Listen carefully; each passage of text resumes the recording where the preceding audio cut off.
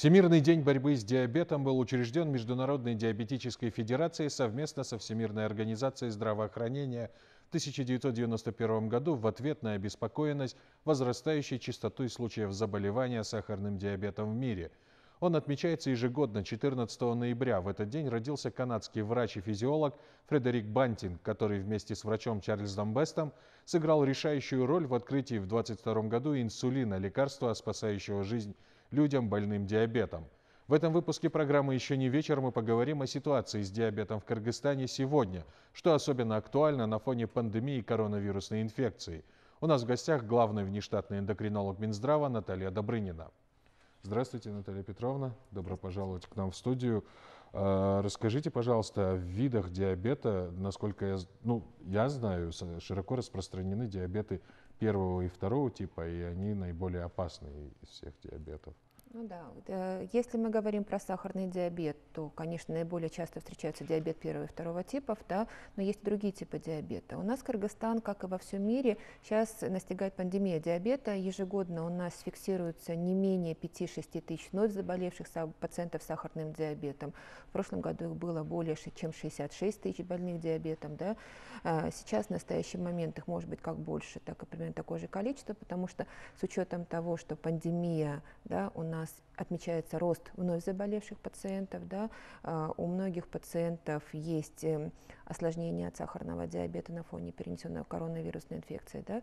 Ну и, конечно, смотрите, про диабеты, тип диабета основных два, как вы сказали правильно. Да. Первый тип диабета – это чаще всего болезнь молодых, болезнь детей и подростков, они наиболее часто встречаются. Среди них тоже идет рост заболеваемости, особенно среди детей, маленьких детей, которые там от возраста от 1 до 5 лет даже. Появляются случаи заболевания диабетом в возрасте до 1 года.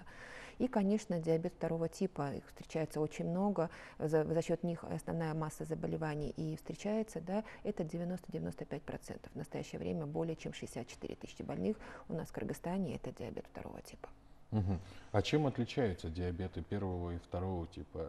Они оба связаны с нарушением выделения инсулина? Все типы диабета связаны с нарушением секреции инсулина в частности. Да? Но при первом типе диабета секреции инсулина вообще по каким-то причинам нету. Да? Это может быть сбой иммунитета, это может быть другие воздействия на поджелудочную железу. Поджелудочная железа перестала вырабатывать инсулин, его нету, соответственно, клетка не получает глюкозу совсем. Да? И лечение пациентов с первым типом, оно идет только за счет введения инсулина из них. Ну и, соответственно, раз инсулин быстро пропадает, да, течение заболевания развивается быстро, да, и клинические симптомы появляются быстро, и какие-то обращения к врачу тоже может быть быстро, пусть не всегда к эндокринологу, они могут попасть к специалистам других специальностей. Да. Диабет второго типа – это заболевание, при котором есть свой инсулин, да, но часто этот инсулин относится, знаете, к такому, что клетка его плохо распознает, то есть идет дефект именно не секреции, да, а дефект чувствительности к инсулину. То есть при наличии инсулина все равно сахар остается повышен. Это часто бывает у полных людей, у пожилых людей, да, когда у нас снижается сама по себе функция клеток поджелудочной железы. Это часто бывает у людей с предрасположенностью, да, то есть наследственность очень сильно выражена. И вот при втором типе диабета, раз инсулин есть, да, часть этого инсулина все равно в клетки поступает, и поэтому симптомов нету. Очень долгое время наши пациенты ходят, не зная о том, что у них сахарный диабет, они могут обратиться случайно к врачу там, по поводу какой-то инфекции, они могут попасть к врачу, там, хирургу, к невропатологу, к окулисту, гинекологу, к урологу, да, и уже только после этого при случайном обследовании обнаружить, что у них есть повышенный сахар. Или там есть симптомы, но они не специфические, да, там, допустим, раздражение кожи. Да, или вроде много воды пью, но при этом списываю на то, что у меня есть какие-то другие заболевания, которые могут приводить к тому, что много пью, например, жирное ел, да, или еще какие-то факторы. И вот эти, конечно, они могут ходить с высоким сахаром, не скажу, что критически высоким сахаром, но больше, чем норма, да, в течение длительного времени, до нескольких лет, и только после этого поступают к врачу. И поэтому, когда мы говорим про лечение, да, обследование пациентов со вторым типом диабета, оно начинается прям практически сразу, когда человек впервые обратился к эндокринологу, там сразу смотрят и глаза, и почки, и сосуды, да, чтобы не пропустить уже развившиеся осложнения. При первом типе диабета осложнения все-таки развиваются не сразу, они разовьются через несколько лет. Но при этом первый тип диабета, они часто подвержены кетоацидозу. Кетоацидоз – это острое осложнение, когда человек попадает в реанимацию того, что бешено резко поднялся сахар крови, и эта ситуация критическая. При втором типе диабета, как я говорю, такой ситуации нет, там больше идут другие осложнения, именно хронические на первый план выступают.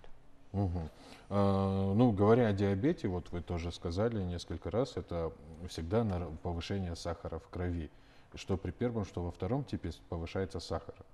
И в первом вы сказали, что из-за того, что инсулин не вырабатывается и не перерабатывается глюкоза в крови, а глюкоза это такое некое топливо для жизнедеятельности организма. А при втором типе он вырабатывается, но не усваивается. Да.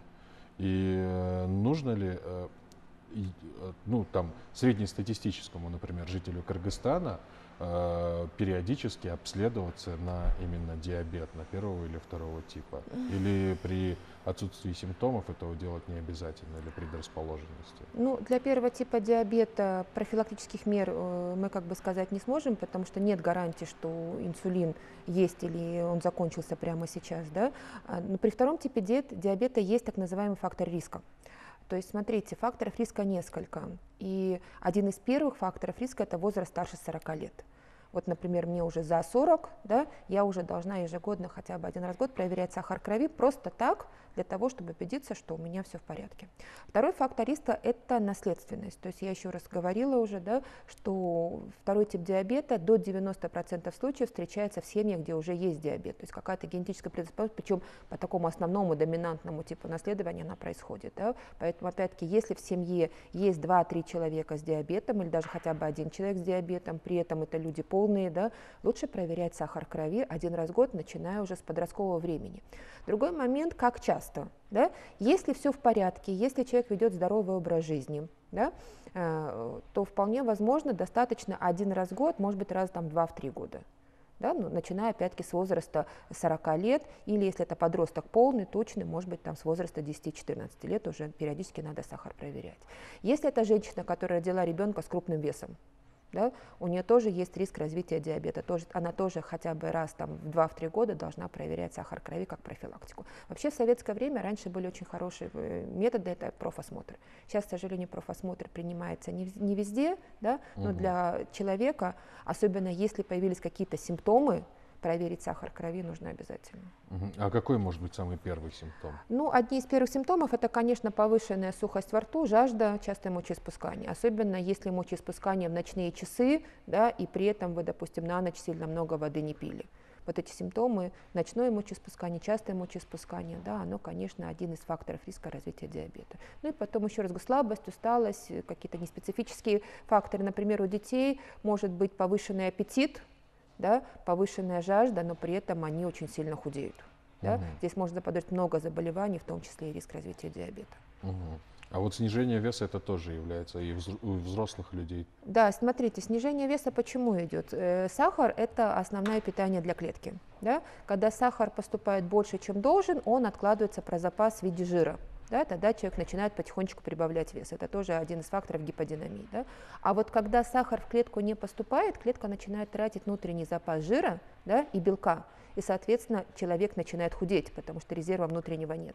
И вот если он худеет резко, внезапно, не прилагая к этому никаких усилий, значит, это может быть связано с сахарным диабетом. А чем чреват сахарный диабет первого типа и второго? Ну вот про первый тип мы, наверное, очень много, если у кого-то из нашего окружения нет, мы очень много узнаем из каких-то художественных произведений, там, из фильмов, из книг, где человеку постоянно требуется инъекция инсулина. Это речь идет о первом типе диабета, да? Вы знаете, инъекция инсулина требуется многим пациентам с диабетом, это не только первый тип. Другой момент, пациентам с первым типом он жизненно необходим. То есть если пациент не получает инсулин, да, у него очень резко ухудшается качество жизни. Да, и, соответственно, у него очень резко будет прогрессировать осложнение, вплоть до вот этих острых осложнений, коматозных состояний от высокого сахара. Когда мы говорим про второй тип диабета, еще раз повторяюсь, начало диабета там идет постепенно, медленно, то есть инсулин там на каких-то порах есть. И поэтому при втором типе диабета многим пациентам для начала достаточно соблюдения правильного режима, диеты, увеличения физических нагрузок, да, но это не означает, что инсулин им будет не нужен. Да. Рано или поздно запас инсулина собственного он тоже может подойти к концу, или резко уменьшится, и тогда даже пациент со вторым типом диабета будет нуждаться в переводе на инсулинотерапию. И сейчас у нас таких пациентов более 24 тысяч. В Кыргызстане. В Кыргызстане. То есть я сказала 66 тысяч больных всего, да, 24 тысячи больных на инсулине. А первый тип всего 2500, поэтому вот считайте, инсулин нужен всем. Другой момент, опять-таки, потребность в инсулине разная. Если первый тип диабета пациенты получают многократные инъекции, да, там на каждую еду, инсулины базальные и короткого действия, да, то при втором типе диабета часто мы просто дополняем инсулином то, что организм недовырабатывает, да, и многим людям достаточно небольшие дозировки инсулина, да, кому-то требуется, так же, как и при первом типе, режим многократных инъекций. Говоря о причинах диабета, еще достаточно часто встречаемое мнение, что сахарный диабет – это болезнь нервов.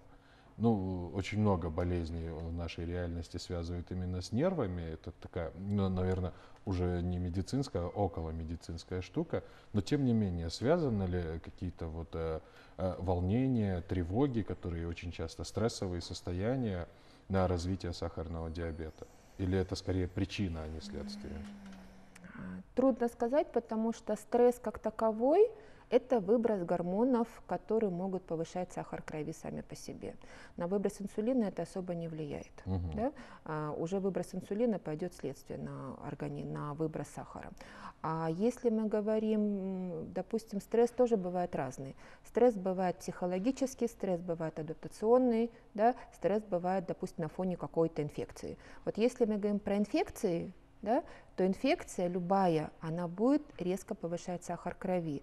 Но, опять-таки, будет зависеть от того, насколько адаптация нашего собственного организма с этим справится. То есть не у всех ведь диабет развивается на фоне инфекционных заболеваний. Просто мы говорим, что в этот час, да, будем говорить, сахар может повыситься больше.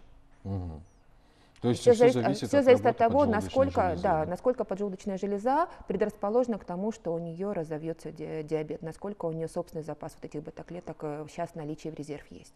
Поэтому, допустим, сейчас вот сам ковид, который есть, да, вот эта ковидная инфекция, она, к сожалению, помимо того, что разрушаются там легкие, помимо того, что у нас нарушаются какие-то другие органы, она очень часто дает сбой именно на поджелудочную железу, то есть приводит к разрушению вот этих бета-клеток. Да? То же самое, допустим, вирусная инфекция, там, вирус кори, коксахи, таких других вирусов, да, они тоже обладают свойством разрушать поджелудочную железу, вот эти бета-клетки, поэтому развивается диабет первого типа. Да? Второй тип диабета в этом плане он не разовьется, да? Но при втором типе диабета, опять-таки, на фоне стресса, вот за счет того, что вот эти выбрасываются много всяких разных веществ, дофамина, адреналина и так далее, да, у нас идет повышение уровня сахара вообще. А так как инсулина вырабатывается достаточно, клетки к нему не чувствительны, да, сахар повышается больше. Поэтому вот этот стресс, конечно, будет являться как причиной, так и следствием. Тут такой прямой именно прямой нету, да, а вот именно что какие-то вот другие факторы, которые могут привести к стрессу, да, они могут способствовать тому, что сахар будет повышаться. А вот что касается питания, вы сказали, что там у диабета второго типа нужно соблюдать режим, в том числе и режим питания, и сладкое, например, ну, по ощущениям таким субъективным, кажется, что у сладкоежек сахарный диабет того же второго типа развивается гораздо чаще, чем у тех людей, которые не сладкоежки. Это правильное утверждение или просто такая, тоже один из элементов на уровне слухов и вот домыслов? Я не могу сказать, что у сладкоежек диабет развивается чаще. Все опять-таки зависит от того, насколько поджелудочная железа будет выбрасывать инсулин. Да? Но другой момент, смотрите, если мы съели много углеводов за раз, неважно, это сахар, либо это хлеб, либо это какие-то другие углеводы, да, то инсулина будет требоваться больше. А если этого инсулина в наличии нет, то, конечно, да, у сладкоежек будем говорить, что риск развития диабета в этом плане будет чаще. Если инсулин свой есть, да, то поджелудочная железа выбросит ровно столько инсулина, сколько требуется, но тогда это приведет к избыточной массе тела. Поэтому, конечно, сладкое – это не тот продукт, который требуется нашему организму в большом количестве постоянно. Другой момент, для нашего мозга, для нашей печени глюкоза все-таки необходима, да, поэтому совсем убирать сладости из организма, да, нельзя. Но их количество должно быть сведено к минимуму. И вот это лишние углеводы, они, конечно, не нужны. Есть ситуации, допустим, те же самым диабетикам мы разрешаем употреблять сладкое, потому что у них резко упал уровень сахара в крови, да, чтобы не пропустить вот этого нарушения со стороны работы, допустим, головного мозга. Да? Потом, смотрите, опять-таки, если мы говорим про продукты питания, да, первый тип диабета, когда нет инсулина, но человек умеет вводить свой инсулин и умеет читать необходимое количество инсулина, да, мы, в принципе, ему употребление сладкого не запрещаем. Мы просто говорим, что у тебя сладкие продукты будут повышать сахар в крови сильнее, поэтому потребность в инсулине у тебя будет больше. Да? Все равно мы как-то их ограничиваем. При втором типе диабета здесь, конечно, ситуация в плане отличается. Да? Чаще всего, еще раз говорю, это люди полные, да, или люди, которые имеют склонность к избыточной массе тела. Поэтому если они приведут свой вес к норме, или, по крайней мере, не будут набирать, а будут снижать вес, не за счет того, что у них бешеные сахара, а за счет того, что они прилагают к этому усилия, занимаются спортом, не едят лишние вот эти жиры и лишние углеводы, у них своего запаса инсулина будет больше. И тогда этот запас инсулина уже будет справляться с тем количеством еды, которое поступает, и уже таких высоких сахаров не будет. Поэтому мы говорим, что если снизить вес, допустим, у полного человека хотя бы на 5%, риск заболеть диабетом у него снижается почти что в 10 раз. Еще один продукт, который, он вреден, безусловно, это алкоголь. И есть даже, это уже, опять же, в области такой народной медицины, но говорят, например, о том, что рюмочка водки в день при сахарном диабете даже полезна. Насколько это верное утверждение? Не могу сказать, верно, неверно. Опять-таки, в плане чего? Алкоголь очень калорийный продукт. Алкоголь... Мы, если просто говорим про алкоголь, употребление алкоголя, особенно злоупотребление алкоголем, оно может привести к неправильной работе печени, и, соответственно, тогда, когда будет потребность в выбросе дополнительного количества сахара, печень уже это делать не будет. Поэтому у пациентов с алкоголем, да, которые не дружат, которые злоупотребляют, да, у них есть склонность к гипогликемическим состояниям, у них чаще вот это идет распад жира, да, кетоновые тела появляются, ацетон появляется, да, поэтому это вредно. Но другой момент, если алкоголь поступает всего лишь, да, 1-2 порции в день, а порция это 30 граммов чистого алкоголя, то есть, соответственно, это будет 1-2 рюмки, да, или там бокал вина, или там бокал пива, это сильно повышать сахар не будет. Но, конечно, мы говорим, что алкоголь это вреден, да, и что, чтобы люди, по крайней мере, не злоупотребляли. То же самое касается курения. Курение нежелательно. Курение, оно опасно в плане того, что идет отравление сосудов, идет нарушение работы легких, да, идет нарушение вообще иммунной системы совсем, и прогрессирует осложнение со стороны почки, со стороны глаз и так далее. Поэтому курение, конечно, это бич, и во всех странах сейчас с курением идет большая такая работа.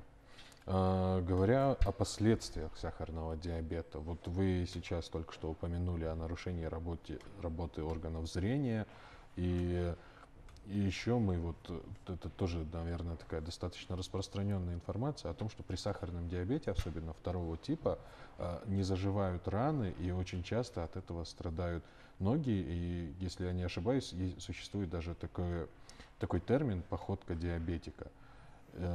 Какие последствия могут быть от диабета, помимо вот этого, и насколько то, что я сказал, оно тоже правильно говорить при диабете? Наверное, походки диабетика такого нету, по крайней мере, я в своей практике с такими терминами не встречалась, и как-то мы такие термины не применяем. Но другой момент. У пациентов с сахарным диабетом может нарушаться координация движения. Это не совсем от ног, это больше от состояния сосудов.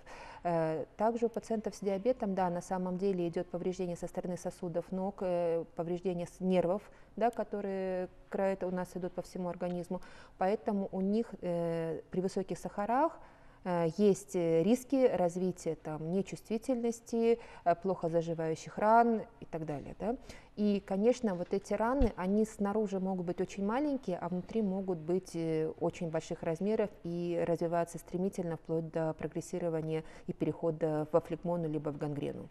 Наши пациенты с диабетом, они более тщательно должны ухаживать за своими ногами. То есть они как минимум их 1 раз в день должны просто посмотреть. Да, и часто мыть ноги, да, обрабатывать, правильный уход делать, чтобы не было рисков росших ногтей, чтобы не было, опять-таки, сильно резких нарушений при проведении педикюра и так далее. Да, потому что, опять-таки, кровоток нарушается, и нервация нарушается, да, риски повреждения, они возрастают, и, еще раз говорю, риски травм тоже возрастают. Если говорить второй тип, ну, просто пациентов со вторым типом больше, да, поэтому как бы вы акцент сделали на риски развития ран у диабетиков может быть у любого типа, хоть у первого, хоть у второго, но это чаще все-таки люди среднего пожилого возраста, которые, опять-таки, уже стаж диабета большой, повреждение сосудов, нервов произошло, да, отсюда правильное посещение врачей. То есть наши пациенты, они нуждаются в профосмотре. Хотя бы один раз в год профилактически посмотреть за состоянием глаз, обратиться там к невропатологу, обратиться посмотреть состояние кровотока на ногах, да, мини-доплером или доплером большим, да, посмотреть, есть ли нарушение чувствительности, сдать анализы на работу там, печени, почки, да, помимо сахара крови, помимо кардиограммы, это должен каждый диабетик. Ну и учитывая, что опять-таки иммунная система слабая, у нас есть риски присоединения других инфекций, например, туберкулеза, да, поэтому рентген легких тоже диабетик должен делать один раз в год, потому что из-за слабой иммунной системы типичной клиники заболеваний у них практически никогда не бывает. Если заболевания идут, они идут стерто, смазано и при этом имеют более тяжелое осложнение. Это вот вы сейчас описали, ну, то, как человек должен научиться жить с диабетом, и если из этого можно сделать вывод, получается, что диабет как таковой он не лечится. Диабет лечится, но не излечивается, будем говорить так, он хорошо контролируется. Не зря же еще в 20-х годах, да, говорили, что обучение пациента с диабетом – это основа лечения. То есть, смотрите, пациентов много, врачей недостаточно. Даже если брать не эндокринологов, семейных врачей, у них очень много всяких других забот, да, и осмотров, и там бумажные работы и так далее. Да. Диабетик живет со своим заболеванием один на один в течение всей оставшейся жизни. Поэтому тот пациент, который обучен основам своего заболевания, то есть который смотрит за своим сахаром крови, который делает это правильно, не просто так, случайно я сегодня сахар посмотрел, потом вспомнил, потому что мне сахар надо посмотреть через несколько месяцев, да, и какие-то обследования где-то сделал, где-то не сделал, а вот именно целенаправленно, хотя бы один раз в день проверяет сахар крови, поддерживает, чтобы этот сахар остался в целевых значениях, которые ему рассказал врач, да, спрашивает у врача, что он может сделать для того, чтобы у него не было осложнений, то есть интересующийся пациент, да, и им легче. Да, чем тем пациентам, которые ничего не знают о своем заболевании, даже не знают о том, какие осложнения могут быть. И, конечно, вот такие пациенты, которые не знают, они чаще попадают в экстренных ситуациях. У них чаще бывают и инфаркты, и инсульты, и там со стопами проблемы, да, и с слепотой проблемы, потому что вовремя не обратились тогда, когда это можно было предотвратить. А часто предотвратить ведь можно как? Контроль сахара, да, опять-таки есть разные возрастные группы имеют разные нормы сахара. Да? Нет такой стандартный сахар 5,5. Да? То есть для диабетика, в принципе, мы допускаем различные сахара. Чем старше человек, тем допускается ему больше уровень сахара. Но это все равно не выше, чем 10-12 после еды. Если сахара явно большие, человек привыкает к этому уровню сахара, у него повреждение сосудов, нервов идет быстрее. И, соответственно, осложнения развиваются быстрее, а когда осложнения развились, их остановить невозможно. Но все мы катали там снежные шарики. Да? Все мы знаем там снежную бабу, как катать. Да. Если мы скатали маленький снежок, то в принципе этот снежок легко разбить. Да? А если мы скатали большой ком, да еще спустили его с горы на самотек, то, конечно, эта лавина может снести все подряд. Но здесь то же самое примерно и с сахарным диабетом. А что касается профилактики тогда? Можно же Смотрите, профилактика у здорового человека, который сейчас просто находится в группе риска, это правильный образ жизни. То есть не злоупотреблять сладким, жирным, заниматься спортом, да, поддерживать себя в такой активной форме, не переедать, там, не есть много фастфуда. Я не говорю совсем, да, но по возможности лишние вот эти калории, они не нужны, пустые. Да. По возможности стараться не нервничать или как-то адаптационно решать эту проблему со стрессом, да, и контролировать сахар крови хотя бы раз в год. Ну, может, в некоторых случаях, если сахара из года в год нормальные, никаких жалоб нету, да, можно там раз, два, в 3 года. Но это все равно, в зависимости от возраста. Если пациент уже имеет сахарный диабет, здесь профилактика идет, чтобы не было осложнений.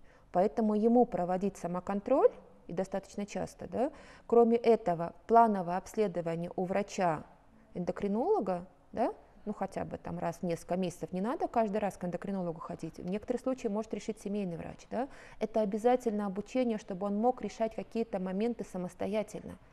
То есть он мог знать, когда ему, допустим, надо добавить лекарство, когда ему надо уменьшить лекарство, что ему можно там добавить из продуктов питания, либо наоборот, что ему нежелательно употреблять в питании. Да? Сейчас нет такой строгой диеты, прям как раньше, говорить, что там нельзя хлеб, нельзя есть картошку, нельзя есть что-то другое. Да? Но количество калорий, да, мы все равно должны каким-то образом учитывать, и количество, допустим, тех же самых углеводов распределить равномерно в течение дня. Да? Потом, опять-таки, если мы говорим про питание, да, есть продукты, которые сахар повышают сильно, есть, которые повышают не сильно, есть у которых гликемический индекс большой, есть у которых маленький, пациент об этом должен знать. И тогда на основе этих знаний он может поставить свое меню. И, в принципе, это меню может оставаться его домашней едой, но где-то может быть маленькая порция. Да, не надо там готовить специально диабетическое, диетическое меню. Да? Но при этом сахар крови после еды должен остаться в целевых значениях. И если сахар останется в целевых значениях, значит, тогда осложнений риск будет меньше. Ну и желательно, чтобы он как можно дольше оставался в этих целевых значениях. Но еще раз говорю, для каждого возраста целевые значения будут разные. Да, спасибо большое, что ответили на наши вопросы. Из нашего разговора можно сделать вывод, что в любом случае здоровый образ жизни, он никогда не помешает и всегда будет полезен и поддерживать не только при сахарном диабете, но и при любых других заболеваниях. И плюс тем людям, у которых уже есть сахарный диабет, им нужно научиться с этим жить и контролировать свое состояние для того, чтобы прожить как можно дольше и оставаться здоровым, опять же, в пределах возможных при сахарном диабете. Да? Спасибо еще раз за советы и за то, что ответили на наши вопросы. Я напоминаю, что мы говорили о ситуации с сахарным диабетом в Кыргызстане сегодня с главным внештатным эндокринологом Минздрава Натальей Добрыниной. Это была программа «Еще не вечер». Эфир Алто 24 продолжается. Оставайтесь с нами.